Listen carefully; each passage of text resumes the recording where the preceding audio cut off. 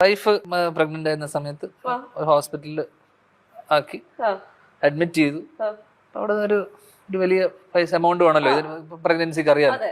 പ്രത്യേകിച്ച് വലിയ ഹോസ്പിറ്റലിൽ സ്വാഭാവികമായിട്ട്. അപ്പൊ പെണ്ണ് വീട്ടുകാരാണല്ലോ ഇത്. ഞാൻ സ്ത്രീധനൊന്നും വാങ്ങിച്ചിട്ടില്ല കേട്ടോ, ഞാൻ അതിനെതിരാ. പക്ഷെ അത് കഴിഞ്ഞിട്ട് കല്യാണം കഴിഞ്ഞതിന് ശേഷം ചോദിച്ചു വാങ്ങിച്ചിട്ടുണ്ട്. അങ്ങനെ കുറച്ച് പല ആവശ്യങ്ങളും പറഞ്ഞിട്ട് സന്തോഷം കൊണ്ട് ഒരു ഫണ്ട് ഫ്ലോ കളയണ്ടല്ലോ അത് കിട്ടുന്നത്. അപ്പൊ അങ്ങനെ ഇല്ല ഇപ്പൊ ഒന്നുമില്ല അവരുടെ കയ്യില്.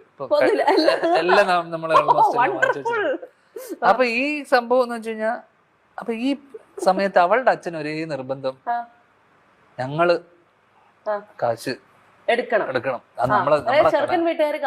അല്ലല്ല, പെണ്ണ് വീട്ടുകാർ അങ്ങനെയാണല്ലോ സാധാരണ. നാട്ടുനടപ്പ് ഞങ്ങള് നോക്കും. ആയിക്കോട്ടെ.